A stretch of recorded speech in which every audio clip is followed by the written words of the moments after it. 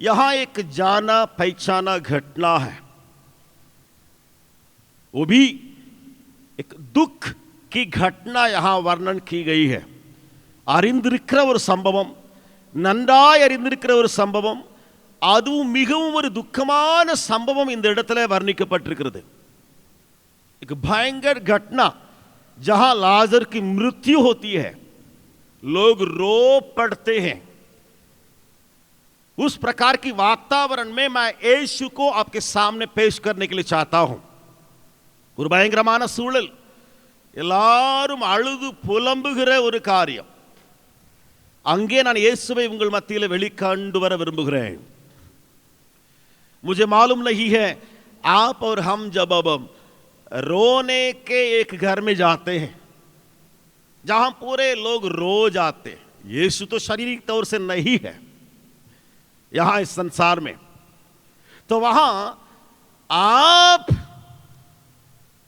यीशु का जगह, इसका मतलब यीशु जैसे काम करता, यीशु जैसे उन बातों को वहां रखता, उस प्रकार क्या आप कर सकते हैं? எனக்கு தெரியாத, ஒருவேளை முழுவதும் எங்கே ஒரு அழுகையின் ஒரு கூக்குரல் நிறைந்திருக்கிற ஒரு வீடு, दुख संभवम, विपत्तो, व्याधियो, कोई दुर्घटना, कोई बीमारी, कोई मर गया, कुछ भी हो, वहां आप है, அங்கே நீங்கள் போகிறீர்கள். எவ்வாறு அந்த இடத்துல உங்களுடைய பிரசன்னம் ஒரு மாற்றத்தை கொண்டு வரக்கூடும் என்று சொல்லி எனக்கு தெரியாது. मुझे मालूम नहीं आपकी उपस्थिति वहां किस प्रकार उनकी बातों को पूरा बदल जाता है या पूरा वहां एक ऐसा माहौल को बना देता है, मुझे मालूम नहीं. लेकिन मैं यहां यीशु का एक गुण को आपके सामने पेश करके मैं आगे ले जाने के लिए चाहता हूं. Who is our God? हमारा परमेश्वर कौन है?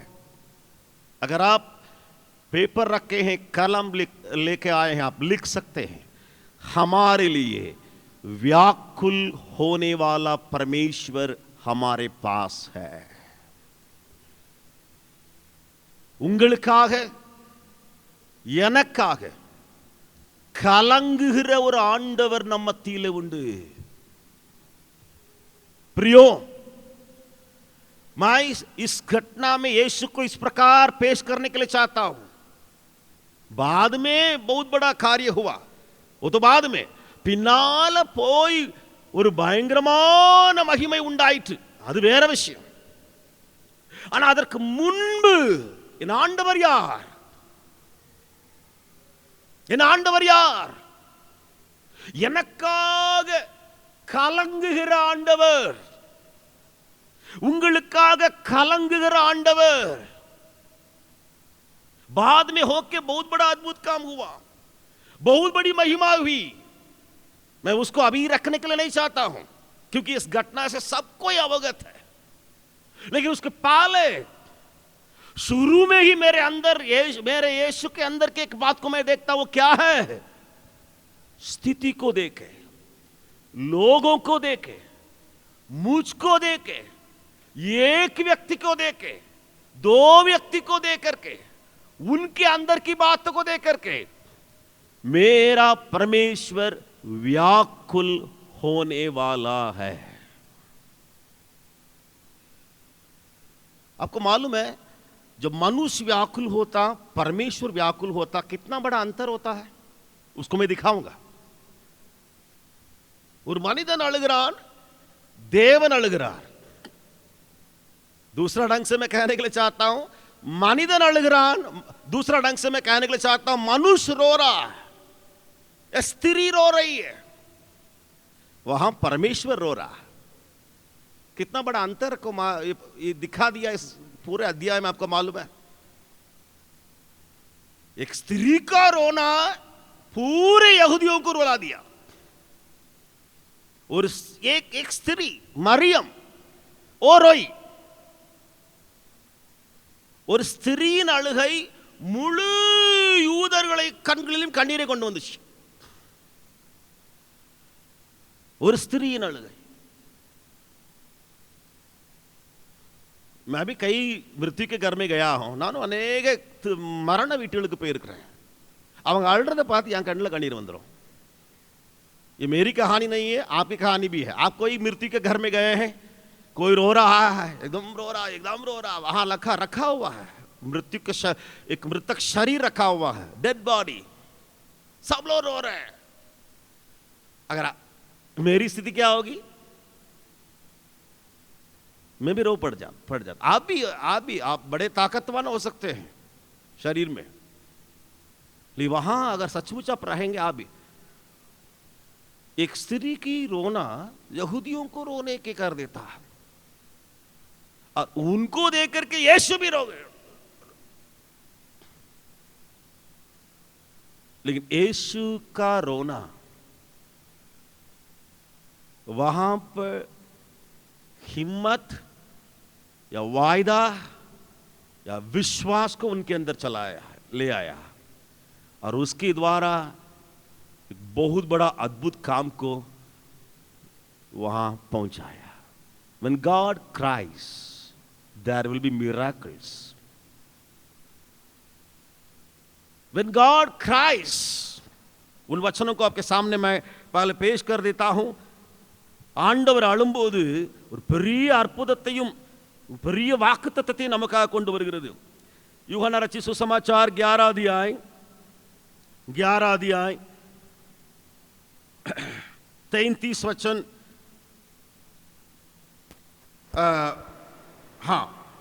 पहले पढ़िएगा 33 वचन को पढ़िएगा यूहन्ना 11 अध्याय 33 वचन யோவான் 11வது அதிகாரம் 33வது वचनத்தை வாசியுங்கள் जब यीशु ने उसको और उन यहूदियों को जो उसके साथ आए थे रोते हुए देखा। यहाँ दो प्रकार के लोग रो रहे हैं एक मरियम कौन है मरियम और उसके बाद वहां कितने कौन झुंड है वहां लिखा है यहूदी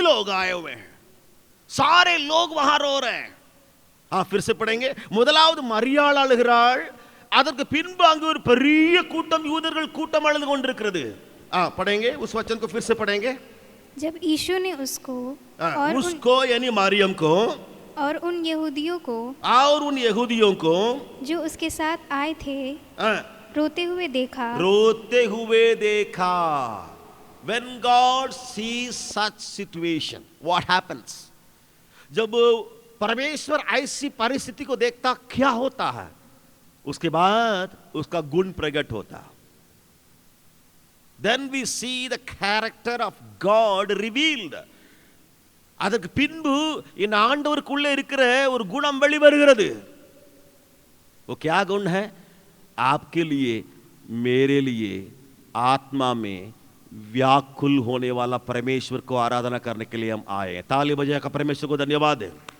वो साधारण नहीं है गॉड पढ़ेंगे उस वचन को 34 आगे पढ़ेंगे 34 और 35 वचन को पढ़ेंगे 34 35 वचनங்களை வாசிக்கலாமா 34 35 वचनங்களை और कहा तुमने उसे कहाँ रखा है उन्होंने उससे कहा हे प्रभु चलकर देख ले यीशु रोया आप बाइबल में उतना कहीं डायरेक्ट नहीं देख सकते हैं कि गॉड क्राइड यीशु या परमेश्वर रोया करके सीधा कहीं नहीं देख सकते उतना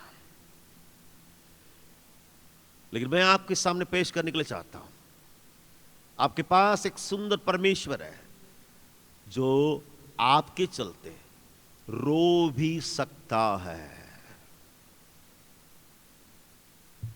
कई बार हम समझते हैं मैं रो रहा हूं तकलीफ के चलते कठिनाई के चलते दुख के चलते दबाव के चलते परेशानी के चलते अनेक मुறை நாம என்ன நினைக்கிறோம் ரொம்ப பிரச்சனையா இருக்குது எங்க பார்த்தாலும் திட்டு வாங்க வேண்டியிருக்குது எல்லாரும் என்ன வெறுக்கிறாங்க அங்கன்னா அங்க ஒரு கோபப்படுறாங்க இங்க என்ன, இங்க ஒரு அடி விழுது, நானும் அமைதியா இருக்கிறேன், நான் அழுது கொண்டிருக்கிறேன்.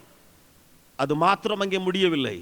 உங்களுக்காக அழுகிற ஒரு ஆண்டவர் உண்டு, உங்களுக்காக கலங்குகிற ஒரு ஆண்டவர் உண்டு. कई बार हम सोचते हैं मैं ही ऐसे हालत में पड़ता हूं, मैं ही रोता हूं, इधर से दबाव, उधर डांट मिलता है, पीछे से कोई धक्का दे रहा है, मुझे दबा रहा है, मुझे वेदना के ऊपर दर्द पहुंचा रहा है, रो रहा हूं. वहां बातें रुकती नहीं है. आगे स्वर्ग में भी एक रोने की आवाज सुनाई पड़ती है. रोना आपके साथ रुकता नहीं है, रोना वहां से भी दिखाई पड़ रहा.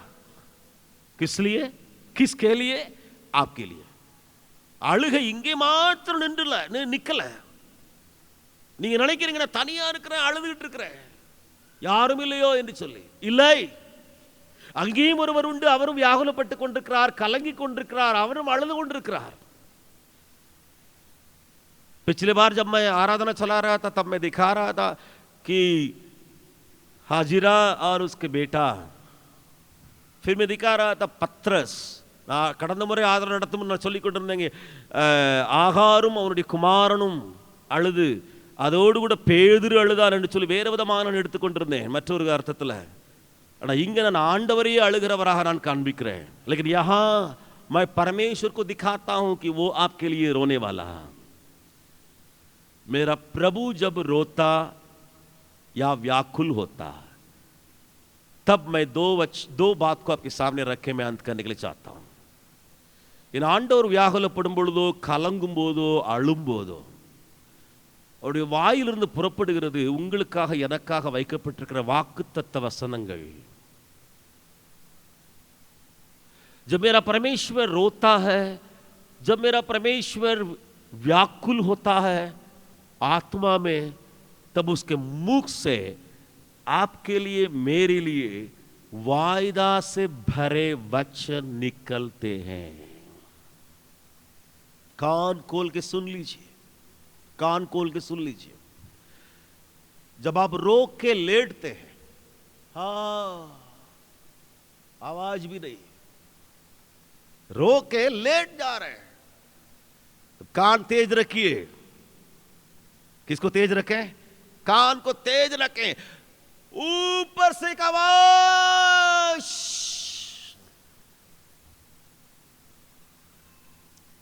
आपको उत्साह दिलाने लायक एक वायदा. அழுது புலம்பி நாம் படுத்திருக்கிற, கைகளை விரித்திருக்கிற வேளையில செவிகள் கவனித்திருப்பதாக மேலே இருந்து ஒரு வாக்குத்தத்த வசனங்களோடு கூட ஆண்டவர் இறங்கி வருகிறதை நீங்கள் காண முடியும். நீங்கள் காண முடியும். ये मेरा अनुभव है, दिस इज माई एक्सपीरियंस, ये मेरा अनुभव है. मैं यूं यहां प्रचार नहीं करता हूं, यहां नहीं, यूं वहां नहीं बोलता हूं. गाली मत दे, ना कुड़कुड़ाए, ना कुछ से बोले, बस आंखों में से आंसू, इतना ही. कान तेज, ऊपर से आवाज, मैं तुझे संभालूंगा, मैं तेरे हाथ को धर लेता हूं. समथिंग, कुछ ना कुछ ऊपर से आवाज. நான் அமைதியாய் படுத்திருக்கும் போது ஏதோ ஒன்று மேலே இருந்து எனக்கு வாக்குத்தத்தமா என் மேலே வந்து விழும். படியேगा 40वां वचन, 40வது வசனத்தை வாசித்து பாருங்க. அதுல என்ன வந்திருக்கிறது என்று சொல்லி. 40वां वचन पढ़ेंगे. यीशु ने उससे कहा, यीशु ने उससे कहा, क्या मैंने तुझसे नहीं कहा था कि यदि तू विश्वास करेगी तो परमेश्वर की महिमा को देखेगी. हाँ, जब तुम विश्वास करोगी क्या देखोगी? पूरा रोना, आवाज रोने का, लेकिन वहां एक वायदा चले आ रहा, तुम महिमा को देखोगी. I just want to tell that particular verse. You will see the glory. बस इतना ही मैं उसमें से लेने के लिए चाहता हूं. அதுல இருந்து ஒரு சின்ன 2-3 வார்த்தைகளை மட்டும் நான் எடுக்க விரும்புறேன். நீ தேவனுடைய மகிமையை காண்பாய், அவ்வளவுதான். अभी लेट वैसा ही लेटे रहते आप, ऊपर से क्या आवाज आ रहा है, आपकी आंखों में आंसू है, ऊपर से आवाज आ रहा है, तुम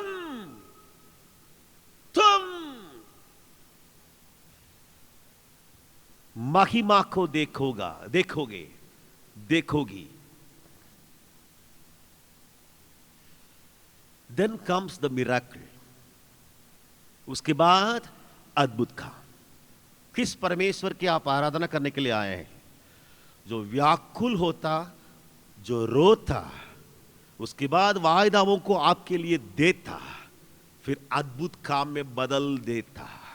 ऐसा परमेश्वर को आराधना करने के लिए आप आए हैं. कहां से शुरू हुआ?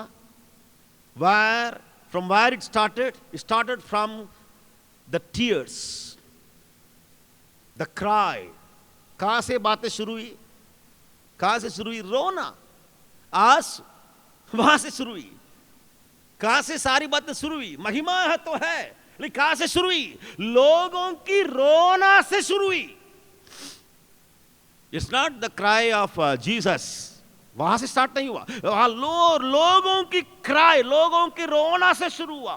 ஜனங்களுடைய அழுகையிலிருந்து ஆரம்பித்தது.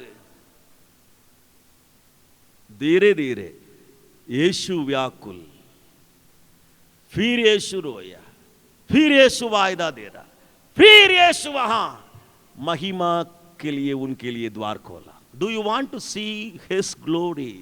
क्या परमेश्वर की महिमा को आज इस आराधना में देखने के लिए चाहते हैं? जब आपके भीतर रोना रोना है, यही प्रोसीजर है. मेरे लिए एक परमेश्वर है, वो व्याकुल होता, वो रोता, उसके बाद वो वायदाओं को देता, फिर उसको महिमा में बदल देता. எனக்கு ஒரு நல்ல ஆண்டவர் உண்டு. அவர் யார்? எனக்குள்ளே இருக்கிற காரியங்களை கண்டு கலங்கி கண்ணீர் விட்டு வாக்குத்தத்தங்களை எனக்காக தந்து மகிமையை எனக்காக காண்பிக்கிற ஒரு நல்ல ஆண்டவர். उस परमेश्वर की आराधना करने के लिए क्या हम खड़े हो जाएं?